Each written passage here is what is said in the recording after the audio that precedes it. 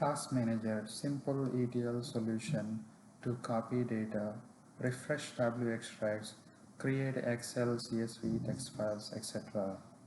In this short video, we are going to see an example of how we can copy data from one database to another database, how we can see the execution status, ETL execution status, how we can see the history of executions, how we can see the process logs using Task Manager. Here is an example of a query, clarity query. We need to copy this clarity query data to a destination table in RPT database. We have listed the query, clarity query here, and then the destination table. In order to do the ETL, we need to do configuration in Task Manager table. Task configuration.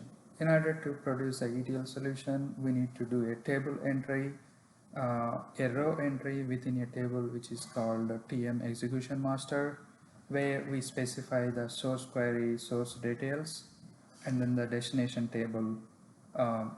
Here is how I have created one entry for this particular solution, but for this particular example. We have a job name and the ETL type, which is a query to a table, and we have source query, source server, source database, and we have destination table, destination database, and destination server. We also need to specify the schedule. Is it a daily or weekly or monthly? Based on the schedule, after every day clarity ETL is finished, this task manager execution engine will pick up this row and does the ETL and produce the results into the destination table, which is this table. Here is how we can see the execution status. Execution statuses are recorded in TM table status table.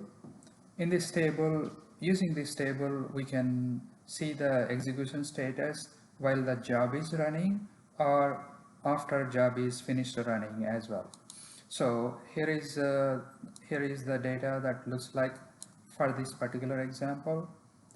Job name, and what is its schedule, and the job status, what is the status, date and time. Using this table, we can see the execution status. Execution history. If we would like to see how long the job ran and how many rows were produced, what is the history, what is the trend, if we want to find all this information, that information recorded in this table, TM table history, and using this table, we can find the history of the particular job. So in this case, this table specifies when it actually ran, start time, end time, how long it took, how many rows before it processed, how many rows after it processed, and also it will return the return message, which could be like a error message if the job is failed. If it is successful, it will give the success message. This error message can be used, the return message can be used to debug any errors that have happened during the execution. While executing the ETL, if we want to see the process logs, they are recorded in this table TM process status.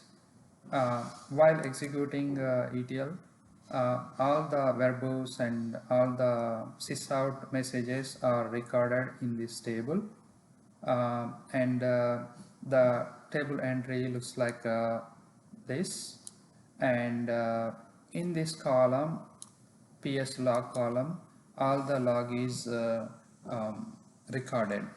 I will show you in a second how the log look like.